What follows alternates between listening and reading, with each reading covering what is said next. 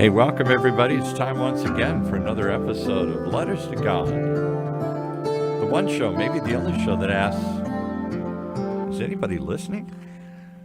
Well, we hope you're listening this morning because we've got a treat from the other side of the world here. Dr. Trinh brought us in touch with somebody from Vietnam today here, real live Vietnamese on the air, on the ground. Going to give us an update if there's anybody sending letters to God in Vietnam here right now. Welcome, Dr. Trinh. Hey, Paul. And this is not just anyone. This is my nephew. Oh, this is your nephew. Oh, okay. Yes. There's a connection here. All right. He's my nephew. Thought this is just some guy you pulled off the street here. No. Yeah. Tu lives in Hanoi. Yeah, the capital of Vietnam. Yeah. Yes, the capital of Vietnam, and I'll let him share a little bit about who he is, what he does, and anything you want to learn about Vietnam. We have somebody from Vietnam. I got a lot of questions because I grew up. I'm a man of a certain age. I remember Vietnam when we were in conflict there, when we were in battle there. And it was a whole different world. It's a whole different world today here. I'm told there's, like you said, there's 100 million people. I thought it was somewhere a little, I guess, lower than that.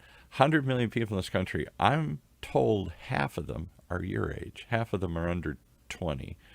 And so for them, the Vietnam War, the conflict with the United States, depending on which side you were on, is a long, distant memory. Is that true? Distant memory. Well, okay, what you mean? Because today I think I have to make myself introduction first to the audience, right? Yes. Go ahead. Introduce yourself, and I'll ask questions. Go ahead. Yes, my name is Tu. Actually, I'm working for the police force in Vietnam. Yeah, and Okay. currently have changed to the international cooperation section of my agency. I'm a little bit quiet. I'm a little bit busy these days because the new job it thrusts me a lot. Actually, so today with my invitation from my uncle in the US, I'm so glad to be here and to talk to you about Vietnam and the real situation and what's happening here actually. And I think I can give a view, an actual view to the real Vietnam, to the world. So you work for the police. What do you do? Are you a policeman? Yes. Are you an investigator? Are you a crime lab? What do you do for the police? Yes. He arrests Americans. Well, that's what I'm afraid. Like you. That's what I'm trying to get at. So I'm keeping my distance here. No, right? No. Yes. Actually, to be honest, I am the lecturer. I'm a lecturer. You're a lecturer, so you teach like at the academy where they teach people? Yes, I'm teaching at an academy of the police force. And what do you teach? Yes, I teach English and the public administration. 1 year ago, no, nearly 1 year, I have just come back from South Korea from a second master degree. Yeah. Second master's degree. I don't even have one. You got two. Okay. Yes, the first one master degree of mine is English language and study, and the second one is public administration. Yeah, public administration. So let me get the elephant out of the room, at least for men of a certain age. When I grew up, Vietnam was a very controversial place. The North was in battle against us. We were at war with North Vietnam. The South were our allies. And I don't know if that was good or bad or right or wrong, but the country was split in two, and we were backing the South against what we thought were the evil communists in the North. They eventually prevailed. The Vietnamese we airlifted thousands of South Vietnamese allies out. We left thousands behind. And Dr. Trinh was one of those who escaped and came to the United States as a little boy. How does that shape our relationship? Is that so long ago that it's not important, or is that still important? Does that still a tension between the United States and Vietnam? To be honest, I think the tension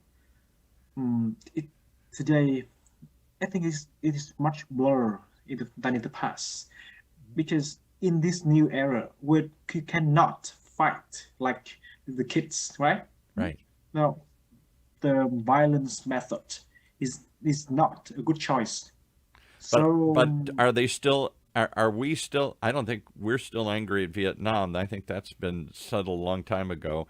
Veterans have gone back. We've come to a reconciliation. We've opened diplomatic ties, and what's the state of the relationship between the United States and Vietnam? Is it good? Is it bad? Is it in between? Where are we?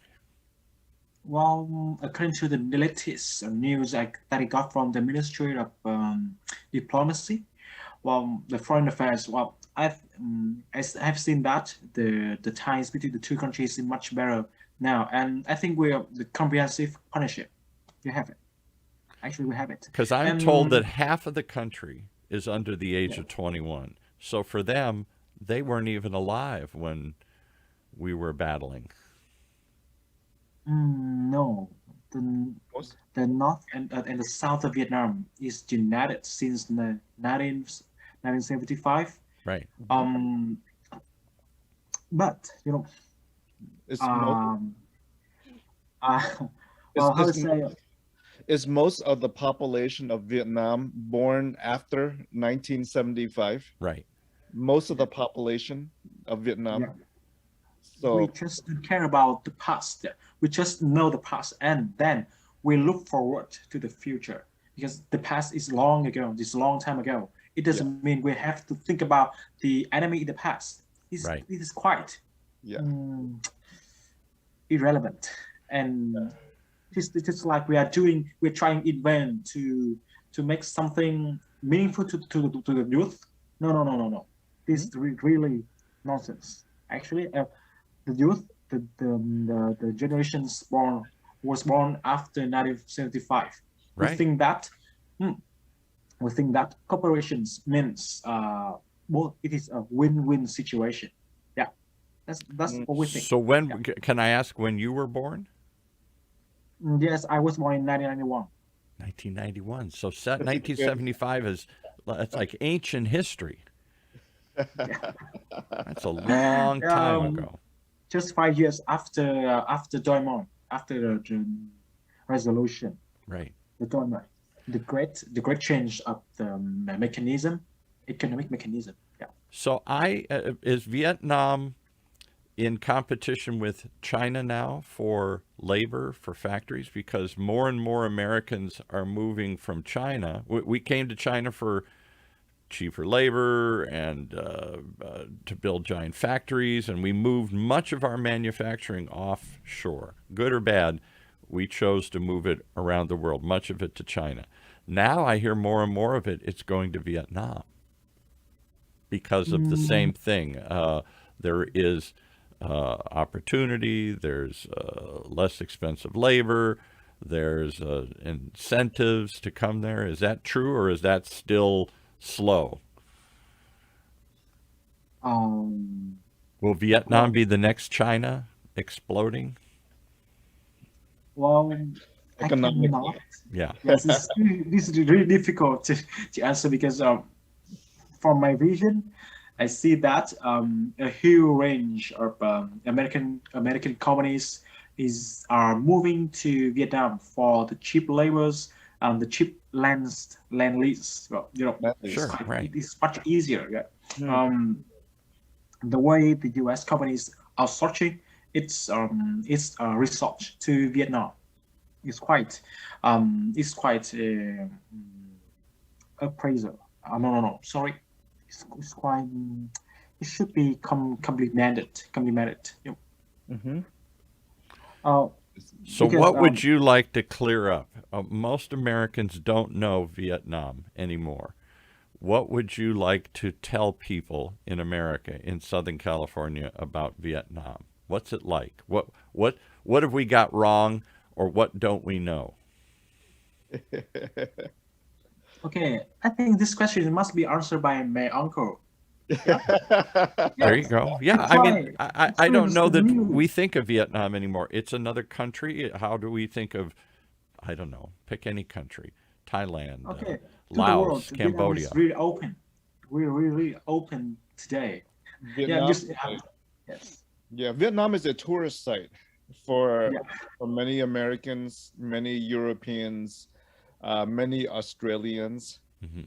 So if you go to, let's say, to Da Nang Hmm. today, Which is in the middle of the country, right somewhere. Da Nang, going to Da Nang is like going to Cabo San Lucas. Really? It's that kind of resort. Okay. It's like resort town. The entire coastline is filled with resorts and hotels. It's I a didn't know. Vietnam is becoming a very popular tourist site now, Destination. destination. Yeah. So it's, yeah, we know a lot of folks who travel to Vietnam just for vacation now. It's And yet and Da Nang, I'm not trying to dwell on the past, I'll get off of that, but was one of the bloodiest battles in the whole war during the Yeah. Vietnamese yes, conflict. Marble Mountain area was a base, a military location back then, way back during the war. But yeah, now it's a tourist spot. It's Yeah. very interesting. So can I just make one observation and then I'll get off of the past here? I can't help but wonder, talk about unbelievable. When I grew up, Vietnam was in the news every night. Every night they showed scenes from, and the nightly news. That's why Americans were horrified of people being killed and atrocities on both sides, and it was very bloody and Agent Orange, and we're wiping out the jungle, and we're doing all these horrible things, or bombing constantly and everything. And Americans rose up and said, enough. We're tired of this. We don't understand it. Stop it. And we did. And we pulled out. One of the little boys we pulled out ended up becoming a Marine. The same Marines that fought in Da Nang and all these other places here. This little boy, Dr. Trin, became a U.S. Marine. And now his son is a U.S. Marine. Would we ever have guessed that outcome? Could we look ahead and see that these Vietnamese that we're in conflict with would now be our friends and allies and would come to America and become part of the fabric of America? Doesn't that seem unbelievable? To me, it does, growing up in the 1970s. Yeah. So my cousins in Vietnam, they're all in military as well. So there you go. All right. Yeah. So for example, Thu's dad is retired colonel, I think, right? Yes, my father is a colonel of police in the Yeah, police force. colonel, and I Uh-huh. have a few other cousins who are all colonels, and it's very interesting. Yes. We all wear uniforms, but from different countries, Yeah. and We're not in conflict with one another. So yeah, there is hope. All right. And where were you originally from, Dr. Trin? What, the north or the south? I was born in Hue, Okay, The Hue middle, is in the central. north, right? central. Central. The central. Yeah, Hue wasn't Hue like the The royal The palaces and royal stuff. palace, when Yes, the royal palaces. Well, actually, yes, it yes, has. so, yeah. Obviously, it doesn't look like we come from royalty, but I think there's a Well, little royal blood in you. I can see that. Yeah, absolutely. Yeah. It's the white We have T-shirt. the royal blood. It's We it's have the royal blood. we do. Actually, we have. there. We See, do? see. Tell us about the Yes, royal we do. blood. We do have because in the history, our ancestor was the king of Vietnam. Actually, Wow. yeah. See, you're We still descended from the we still have king. mausoleum. You mean King Trin? Yes, it is. I claim it. King Trin. Here, Claim King the Trin the throne. first. All right. Well, so here we are, a number of years later, and you left Vietnam when, Dr. Trin? It must have been right I was 5 years old, 75. 75. So right as Vietnam, the South government, South Vietnamese collapsed, and the Americans pulled out, and you came with them in that period of time. Has the country? What's the future of Vietnam? Where do they see them go? Is it just going to be Thailand and a beautiful place, a resort? Is it going to be South Korea and big industries? Is it going to be China and large factories? What's the future look like? What do you see as the future of Vietnam there? Well, What? maybe it's another China. Yeah. No, Another China? Yes, because we share the same mechanism, the communists, right? right, Uh-huh. exactly. Only three communist or four communist regimes left in the world: Yes, there is China, Vietnam, South Korea, a and Cuba. North Korea, North not South Korea. Korea. North I Korea. mean North Korea. Yes, I'm sorry. Right, Yes, North Korea. North Korea. Right. Right. So there's only four. Communism was once all over the Yes, world. before left. Now there's four communist regimes left, and communism that I grew up with, it's adapted, so it's market communism. They allow individual capitalism within Yes, a controlled state. yes. How does that work? That seems like a conflict? Communism was set up against capitalism. Now they embrace capitalism or accept capitalism as part of the country. The Well, just idea that like we people can accept. own things and build things and create businesses and all that was not. That's the opposite of what communism was created for. It was supposed to be everybody owns jointly and we decide centrally, and there is no private property. Mm, Let me see how to explain it in very simple words. Right. Well, we call it the socialist oriented market economy. Hmm. Okay. Yes, the state still have it has the power to adjust the price and everything in the market.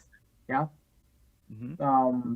to some point. Okay, the market and the economy can operate itself, but to some point, when they reach the highest point of inflation or some kind of overpricing, uh, Hmm. the state gives their hands to adjust, to modify the price, to allocate all the resources on the social resources, Right. to yes, So there to is some adjust central entire planning economy. where this economy is going to go. And the U.S. Yes, struggles with that. We have become more, we're actually coming closer together. The U.S. has become more controlled yes, just economy. like we're doing here. We Yeah, have market various things, the Federal Reserve and other things in place to Hmm. control the overall direction of the economy. If you listen to some of the Democratic Socialists here, like Bernie Sanders, they'd like to have more controls on things. And then there are people on the other side, Republicans, who would like to see no control or less control over the economy, yes. much more of a free market economy where anything goes, you do whatever you want to do as long as it doesn't hurt anybody else. Where do you think has Vietnam found that sweet spot like China? Because China's becoming increasingly very successful country. Yes, just like we did, just like the China did with Right, their wrong economy. Yeah. right, What is it's interesting because all the young people in Vietnam, hmm around, Thu's age, right, right, in their 20s, their teens,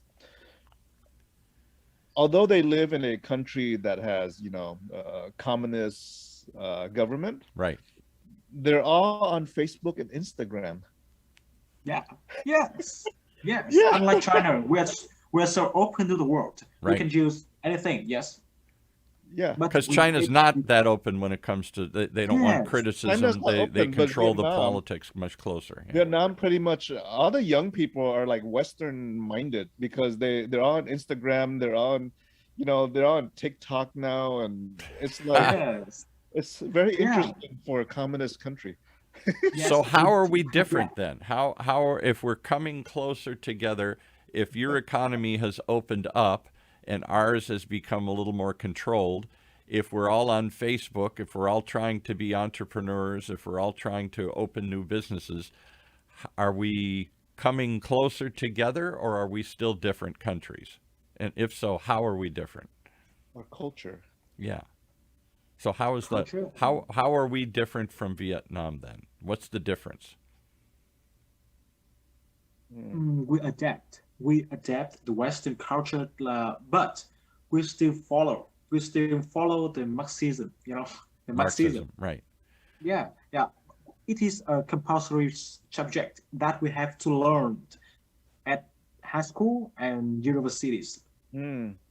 So although we travel abroad for study, yes, for no matter no matter undergraduate or postgraduate level, we have to we have to think about, and we have to keep our mind following the Marxism. That's Right. why sometimes we are attached to the regime. Yeah, Hmm. something like that. So, Yeah. is there a conflict between Marxism and and free thinking or Western ideology? Like for example, does Marxism allow everyone to be on Facebook, Instagram, and set up your own business and 'cause it's very capitalistic in Right. Vietnam right now, right? You don't see like the typical thinking of communism because everyone is a capitalist. They want to have business, make money, and things of that sort. How does that work with Marxism? Yes, the Marxism control our the mindset in earning money. Yeah. Okay. We earn money. Yep. Yeah. But we have to think about our role, our responsibility with the government and other people. Yes. If we earn much money, we have to think about the disadvantaged people, and we have to pay for that. Yeah. This is how we share our resources with other people. Yeah. Mhm. I see. With the disadvantaged people. Yes. Like, I think Marxism is more about trying to create equality among the Yes, equality poor, among people. the Yes. rich. Here among capitalism is like everyone for themselves. Right. Yeah, yeah, Good yeah, or yeah. bad, that's Rich the get richer, the the poor get poorer, right? and that's Yeah, what I yes, find fascinating because there is a certain blur, there's certain blend. When yeah, I grew up, there was capitalism and there was communism, and since Karl Marx created communism in the late 1800s, and since the Russians Revolution and then later the Chinese Revolution and the Cuban Revolution brought communism to countries, they were in deadly conflict, we thought. The two can never survive side by side. You can't have any socialism in America and you can't have any capitalism in a communist country. You can't. They're complete opposites. They're in a death struggle. Only one can win.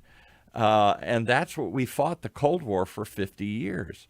Every time uh, communist China or communist Russia started to support a revolution, we immediately jumped in and fought it because and both sides thought this was only one will win. Khrushchev famously said in 1962, "We will bury you," to the West. There was no compromise with the West, and we had no compromise with. And then somewhere in the 70s, we started to say maybe we can all live together. Under Deng Xiaoping in China, they opened up the idea of limited capitalism. We left Vietnam and started to repair our relationship. We started to introduce more socialism, Social Security and Medicare and other things, common things into the United States. Somewhere we started to blend these two. Still think they're opposite ends, but they're coming closer to a middle than they ever were. What do you think about that? Are we coming closer together? Or we still got two completely conflicting systems? Only one can win. Hmm.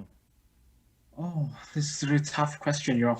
This is really tough. That's why I specialize in the tough crowd. I'm not trying to put you in a difficult position, but I do think I think we're coming together in a way. I think that allows us to work with China and Vietnam, and they with us, where for many years that was impossible. When I was a child, it was impossible. We didn't talk to China. It wasn't until the mid-'70s we even had we even sent ambassadors or spoke to them. These were our, Oh yeah, I think on that. both Mhm. sides. They thought the West was their deadly enemy, and we thought they were our deadly enemy. They were out to destroy capitalism, and we were out to destroy communism. There was no compromise. Somewhere in the mid 70s, everything started to compromise and come together. Yeah. Now it's a tourist destination Now spot. it's a So tourist destination. So what's the rest of the country? Once I leave the coast and the resorts and the big cities, is Vietnam still rural and agricultural? Are parts of it still poor, or has I know parts of China are still poor, but so much of China has entered the middle class. The largest transformation in world history. Nobody has no country has moved as quickly from poor, uh, dare I say, peasants Mhm. to middle class uh, living as fast as China has. And Vietnam, I think, is right behind them. So, Yes, what's the the rest same. of the country like? They still got to I catch have up? Are there seen. a lot of places that are still poor and without electricity or whatever? Or is it become very modern everywhere? No, it's not modern everywhere because I see that the gap between the rich and the poor is quite apparent. Right. But recently I have witnessed that a huge group of people has transformed themselves into the middle class, Yeah, just huge. like China did in with their country. Unbelievable. Mm, Overnight, they built cities. Overnight, people moved from the countryside where they were yes. had mhm. living day to day, and now all of a sudden they have dreams, they have money, they have apartments, they have modern conveniences. All of that transformation happened very, very quickly. Just very first, due to the policy, I think it is about the policies of the government. Just when the government allows the FDI enterprise and foreign countries firms entering Vietnam for doing business, right?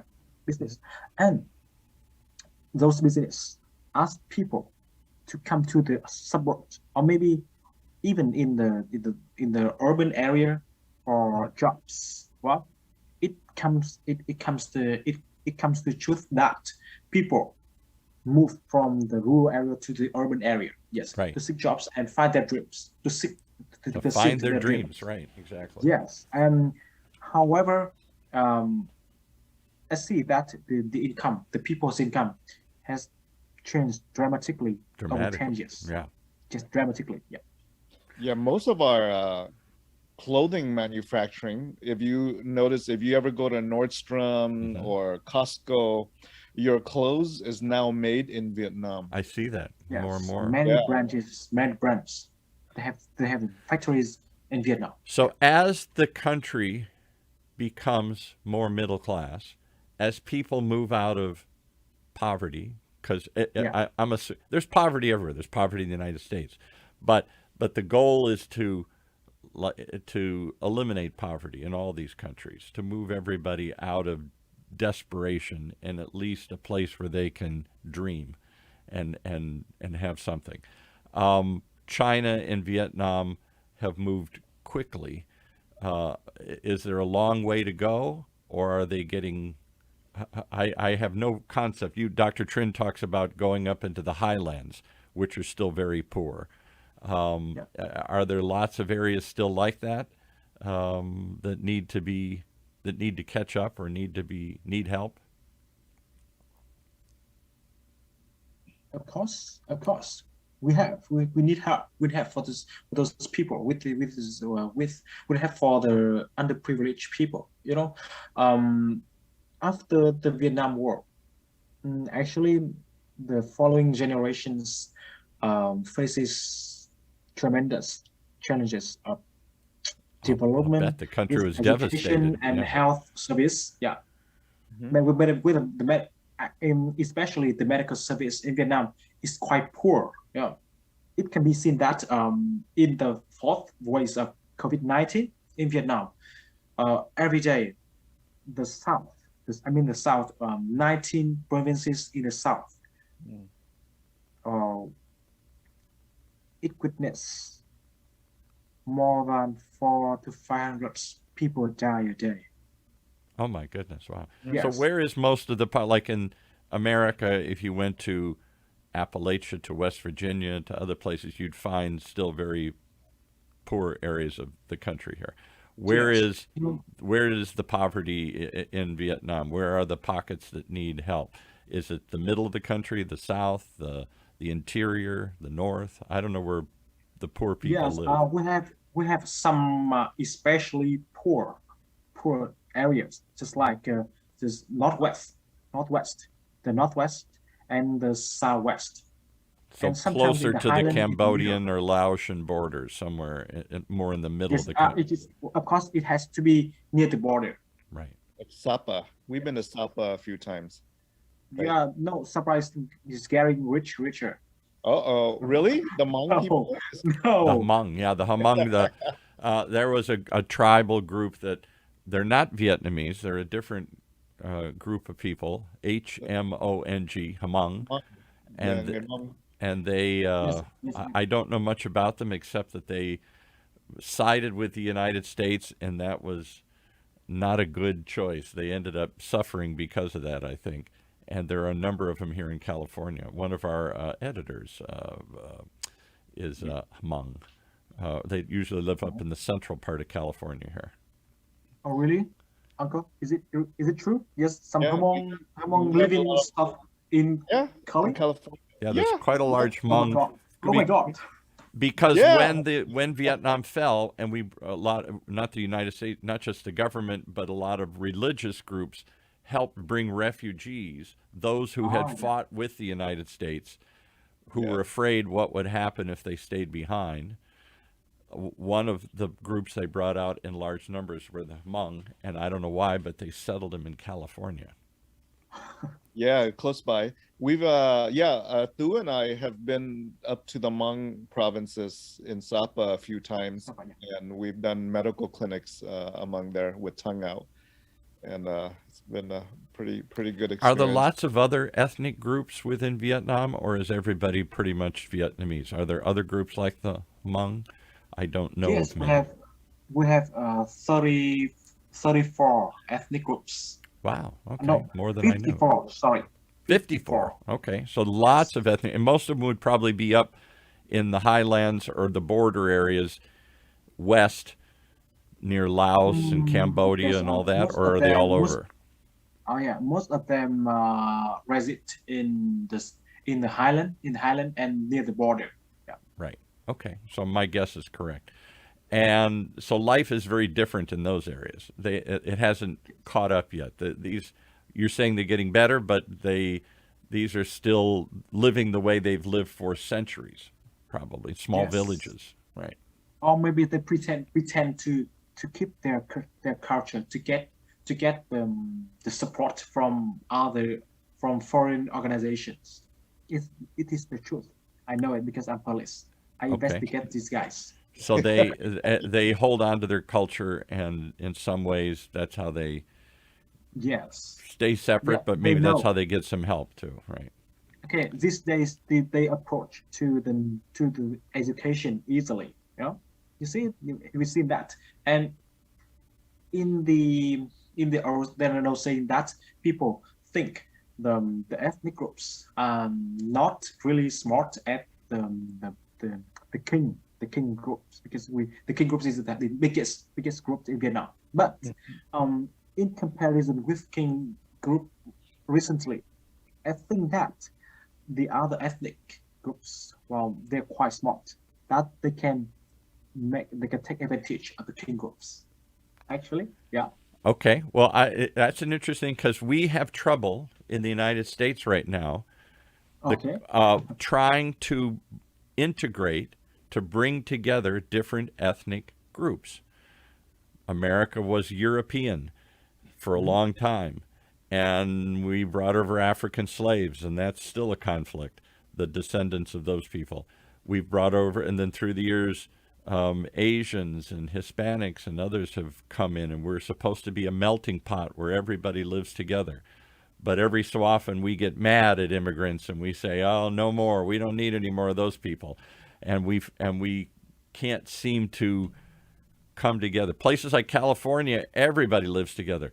Vietnamese, black, white, green, brown, every color in the world is all here. Other parts of the country, no, they'd all look like me, and they wouldn't accept others from other countries or other parts. Is Vietnam like that? Do the groups mix well together, or are they all separate? No, we blend well, very well. We blend everything very well, and we have policies to promote and to encourage the ethnic groups to join, to participate in education. Right? So Yeah, we have seen a lot of officials, a lot of governments who comes from the ethnic groups. okay, that's the real test. Do they get to participate? Do they get to hold political office? Do they get to run Yes. businesses? Or are they excluded? You know, you're not one of us. We don't want you. Yeah, just we are all we are one. Yeah, every ethnic group, we're just Vietnamese. We're just Vietnamese. No matter who you are, no matter what blood you have. Yeah, we're just Vietnamese, and we share the responsibility to build up and to protect this country. This is our motto. So I hope I'm not pushing too hard here, but let me ask two other questions that may be But- sensitive. But the best group in Vietnam are those with the last name of Trins. Well, because they're royal. Yeah. They're royal.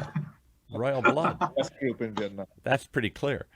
Oh yeah. Sorry. I was always taught that the wealthy in Vietnam, like much of Southeast Asia, are of Chinese descent. And sometimes there was a resentment of that so many Chinese held so much money. The Chinese were more the businessmen, and they came and populated these areas, and they brought business, and they became successful. Is that still the case? If I went and looked at the most successful people in China, are they Vietnamese or are they from Chinese descent? Well, it was hard and unclear to decide which their origins. Actually, the Vietnamese is quite smart, and they can adapt to the situation and the new situation is quite fast. Right. So I think earning is not a hard task for the Vietnamese.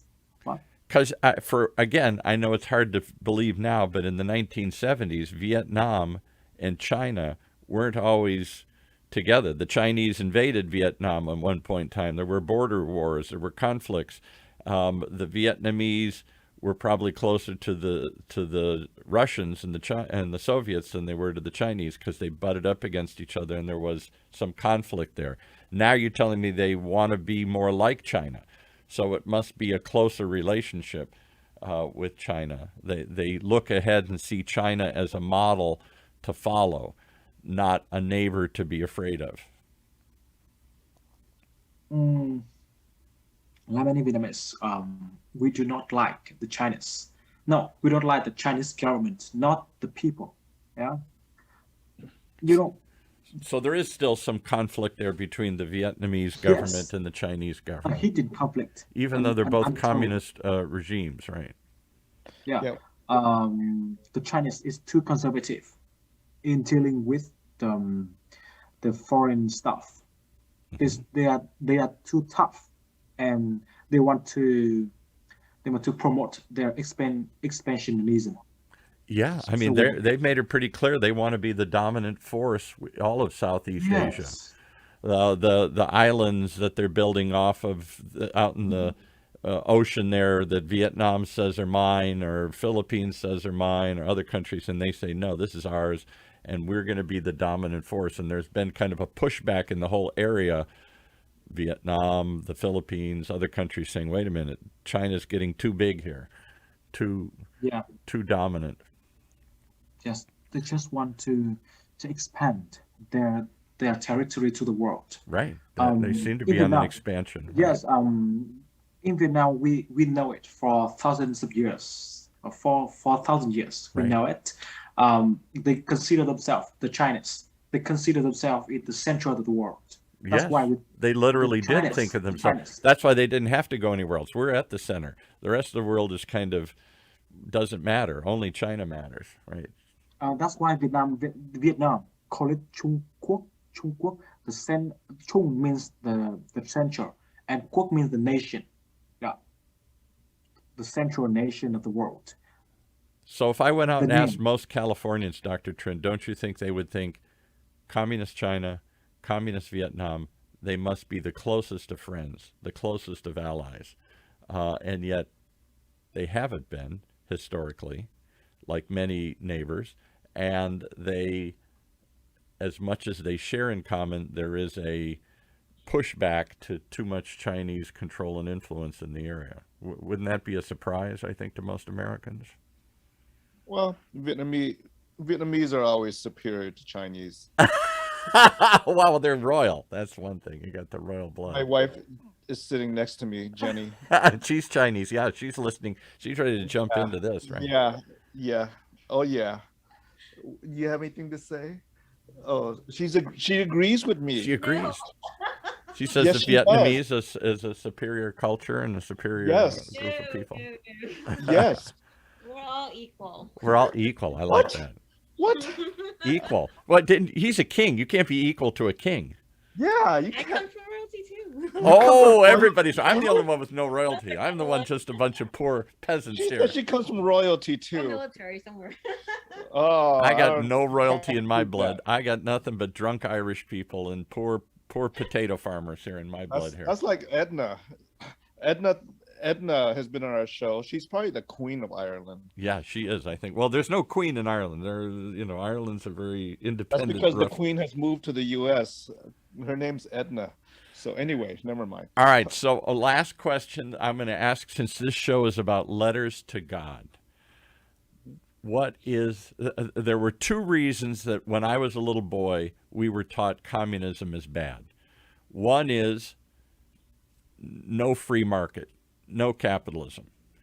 Government controls everything. That seemed bad to Americans. We're very independent. Nobody's going to tell me what to do. And the other thing that scared us, because I'm a good Catholic, I know Vietnam's has a large Catholic population, that no God.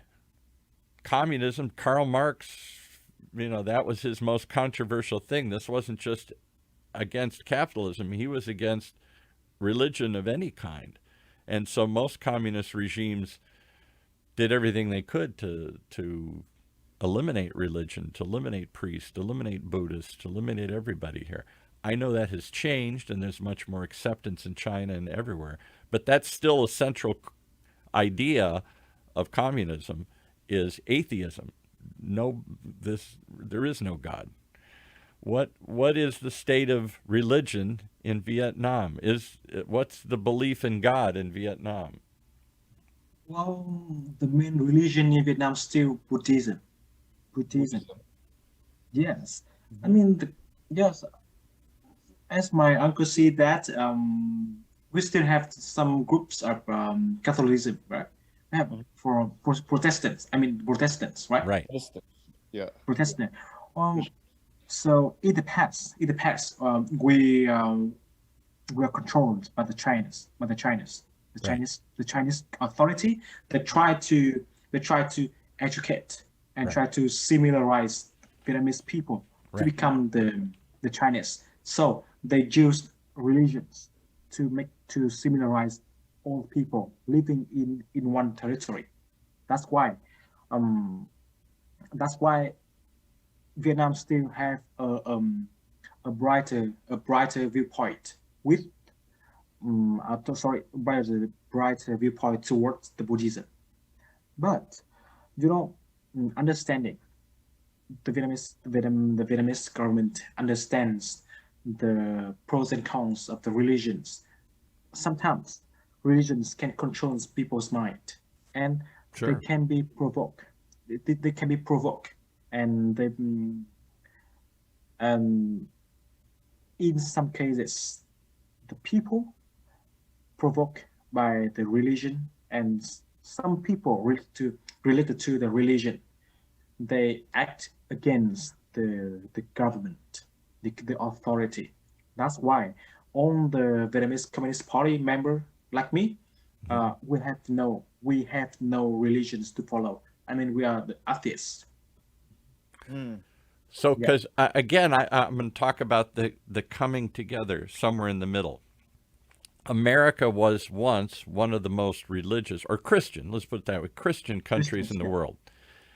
Last survey, less than half of Americans, for the first time ever, said they belong to any religion. They might believe in God, but they don't belong to any religions anymore. Half of Americans now say, no, I have no religion. That's shocking. That never happened in America. On the other hand, I keep reading that when communism fell in Russia and Eastern Europe and other places, there was a lot of religion still left, even though they spent years trying to get rid of it. And there was a revival in many of these places. So they became more religious and we became less religious. Somewhere in the middle, we're coming together here. We're not completely religious, and many of these communist countries aren't completely atheist. Somewhere in the middle, we're coming up. What do you think? You're a member of the Communist Party, as you said, so you don't belong to any religion. How many people still go to church in communist China? Buddhism, Catholicism, Protestant religion. Are there any groups rising? Is it becoming more religious, less religious? I don't know. What? No, I think the Vietnamese people these days become less religious. More Yes, more the capitalistic. yes, the more they earn, yeah, the more independent they are, the less they believe in God. I think that's true around the world. I think that's true with my own daughter. I think that's true with everybody. Yes. I think the more they think about it, the less they are interested in the whole topic. What do you think about that, Doctor? What do you see? You've been to Vietnam numerous times. Is there an increased interest in religion, or is he right, among young people there and everywhere, is there less interest in religion? It depends. I think religion is thinking about a higher purpose in life, right? Religion is thinking about more than just, having a great job or, or making money. Right. Religion is thinking about, is there a deity or a being that created everything, Is right? there life after death, or Their when life or after when do you death. die? Is it just over? Yes. Right. So those are the questions that we think about when we think about, religion. But like personally, I mean, if you look at me, I'm not a religious person, right? But I have a relationship, is what I would call it. Okay. Right. For me, it's a relationship with God. But Right? you A do go to relationship. church. You go to a Christian church. Yeah, but going to church doesn't make you any more Christian than standing in the garage makes you a car. Really? Really? Okay. This sounds Wow. really. I like that one. Say that again. If just standing in a church doesn't make you a Christian any more than standing in the garage makes you a car. I've never heard it put like that. It's That's just a great. building, right? Right. So to me, religion and faith is a relationship, and it's between me and God, as opposed to an organized religion, right? Uh, So in Vietnam, do most people believe in God? Do they believe there is a a greater, creator. or do they follow Marxism, which says, no, that's a fairy tale. That's not true. As a system, we face such a belief in Marxism and the Ho Chi Minh ideology Right. than anything. Yeah. So in that sense, would you help Dr. Trin many times with his medical missions? Does Where And does we're a bunch of believers that are heading there, and two is part of the whole process. Right. Yes, We still have a lot of believers. so yes. there's believers? When the believers go, do they try and convince the non-believers, or do they just help? We You just just show help. them. We just show them Yes. God's love by helping, right? Yes. Yes, No matter what they believe or not, they just think about think about love. It's true. Yeah. Love is something visible from people to people. Right. Yeah. See that. So the state of God in Vietnam would be what? Most people probably don't believe in God of any kind, or they don't think about it. We don't think about God. Yes, we're too busy this day. Yeah. We have to think about our meals, our ways to eat, well, entertaining ways. That's all. Yeah. I would tell you Right. that's my daughter. My daughter won't say she doesn't believe in God. She just says, I don't want to talk about it. I don't want to think about it. Okay. That's that's the way the young people think about God. Yeah. They We don't. have many things to do. Why We do got we have better to think things about to God? do. Yeah. Yeah. So what do you think, Dr. Trin? Is there room for letters to God in Vietnam, or even among our young kids here today? Is anybody sending a letter to God, or have they stopped communicating? always, because our mission is to be God's hands and feet, right? It's showing God's love when we go to Vietnam. Mhm. And you can go there and verbally tell them, God loves you, or you can go there and show them how God loves them by serving them, by doing cataract surgery, going to leprosy centers, sure. going to orphanages. Show them God's love, right? And Is there here's my only, and this is my own view, so take it for whatever it is. I think what Tu is saying isn't just because he's in Vietnam. I think young people around the world are questioning religion in a way I never saw before. They're not, that's not the first question on their mind. Maybe there's a God, maybe there's not, but I got more important things to think about today. yes, And I think that communism certainly helps encourage that thinking. Capitalism, it's all about me, helps encourage that thinking. yes, And I don't think there's a large voice, as large a voice as when I was a kid, saying, here's why we believe in God, and here's why we encourage others to believe in God. That being said, yes, I think there is a void. There's something missing in young people today. There's an interest, maybe it's not religion, maybe it's not Catholicism, maybe it's not Buddhism, but there's a hunger for why am I here? What's my purpose? More than any other generation, they all want to have a purpose. They don't want to just work for a company. I want a company that's going to change the world. I want to work for Apple or Google. They're going to change the world.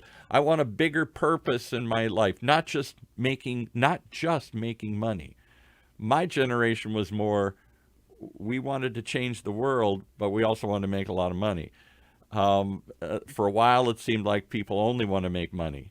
Too many people just want to make money. They don't care about anybody but themselves. I think there's a hunger for a deeper purpose. Maybe it isn't traditional religion. Maybe they find it in another way. Maybe they find it through Marxism. Maybe they find it through a big company. But some desire to be part of something bigger than themselves. What do you think, Tu? Is that true in Vietnam? Do they want to be part of something bigger? Yes, in a new sense, I think that religions is just a tool of people. Yeah, human created religions to make their influence spread outside, and they want to attract as many people as possible. Right? So is it just Yeah. power? Is it just another group trying to Yes. have power of Just another? multiply their power. Or is it a sense for purpose? Why Yes, am it is I a here? sense of What purpose. is my purpose? The purpose is to keep their first of all, to keep their belief trusted by many people. Right. The second one is to enrich their asset. Well, everybody's Yeah. out for number one. There's no question. We're always out trying to get better here. But Yes. I just think young people in every country don't have a purpose. Whether it's true or not, communism, Marxism gives you a purpose, a passion. I believe in this. Yes. Religion gives you a purpose or a passion. In a sense, they're both kind of like religions. They both teach you something is true and you believe it. Yes. Yes. Just believe it. and Right or then wrong, multiply it. you believe it. Yeah. And Yes. but I think that the underlying reason people look for political parties, political ideas, religions, I think the underlying need is to think there's some bigger purpose to my life. I'm part of something bigger. What do you think, Dr. Trent? I just think there's whether it's meaning, Yeah. what is my life all about? Why am I here? What am I here for? It's got to be a lot more about than finding a good job Yeah, right. Or making more money. or making more money. And so that's where thinking above yourself, thinking above, your bank account or your job, is something that's missing in many of us. Meaning, agree. our Meaning. meaning in life. Does life have any meaning? Right. And Yeah. when it's over, did I leave anything behind, or was I just here for a moment? I think, what I'm hearing to say is, for him, Marxism and the belief of, and its belief in equality and helping everybody has some meaning, gives him some purpose. He's part of something bigger. And I would suggest that I get the same thing out of Catholicism, a religion. They both provide some meaning, some purpose, some path to follow. They might not agree with each other. They might be in conflict with each other, but I think the basic desire is there, and that's what drives people either into Marxism or religion or something, working for a giant company that's going to change the world. We're all looking to be part of something bigger than ourselves, I think. It sounds like a selfishness. If I say that, Marxism, it's just the way. It is just the way to reserve his legacy to the world. He wants to remain his name along the time. Yeah. So the more people believe in his ideology, the longer his name attached to the world. His legacy. I think that it sounds like a selfishness, and the more people, the more believers, the more great ideology, right? It sounds like that. So you think Marx is just trying to stay famous here? He's just trying to stay in the history books here. Yes, his just fame. just Yeah. like Just to ask anybody who people to starts a believe religion. that his ideology is true, and it is applicable anytime. Well, Yeah. we all believe in truth, and we have different ideas what truth is. But the truth is, we can all get along and disagree, even if we can all work together and help each other, even if we don't see eye to eye. That's the lesson of Vietnam to me.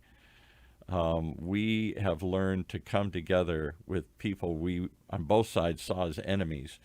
And now we work together and cooperate and find what we share in common, less than, we don't worry about how we're different. We worry about, we both have the same desires to help, to improve, to get better, to see things better in the future. And I think Vietnam's on a much better path than it was 20, 30 years ago. All right. Any final words? I got to go here. We're over time. Wow. Uncle, just say something. I thank you for sharing openly and honestly. I have never talked to anybody in Vietnam before, much less somebody who is a member of the party, who lives in North Vietnam. I've never talked to anybody like you. Also, it's quite You're a breath of fresh air. So I appreciate your willingness to talk about and consider and give us your point of view, and to give us an insight as to what life is like in a very different place that in some ways is becoming more like us here, and we're becoming more like you. We're all somehow meeting in the middle here.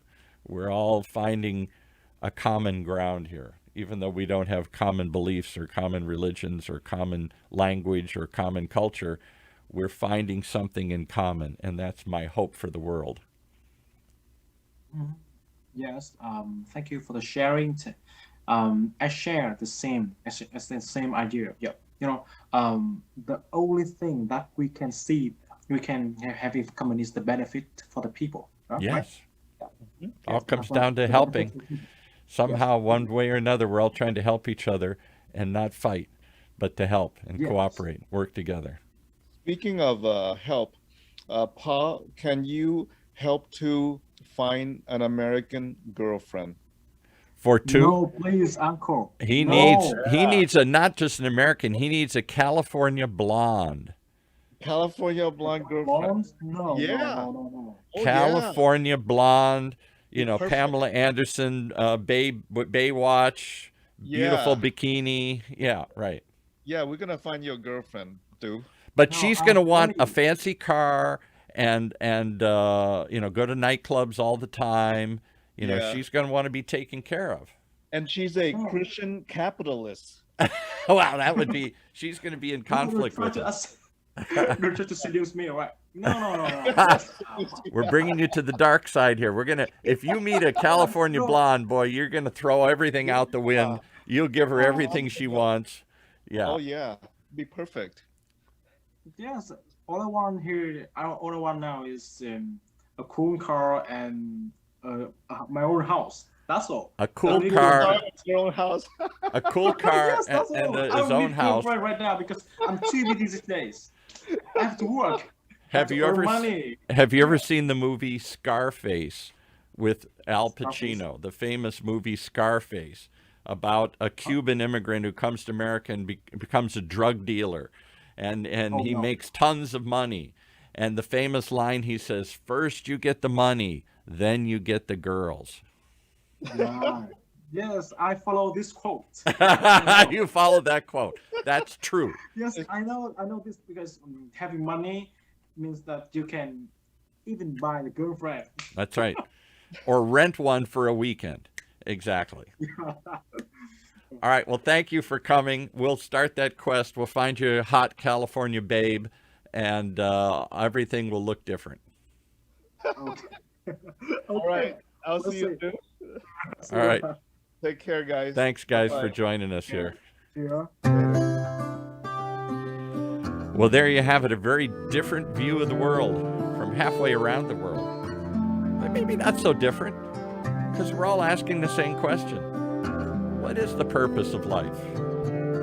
What is the bigger picture? And is there anybody out there listening? Thanks for joining us on this week's Letters to God, right here in Orange County's only communication platform, community radio station, octalkradio.net.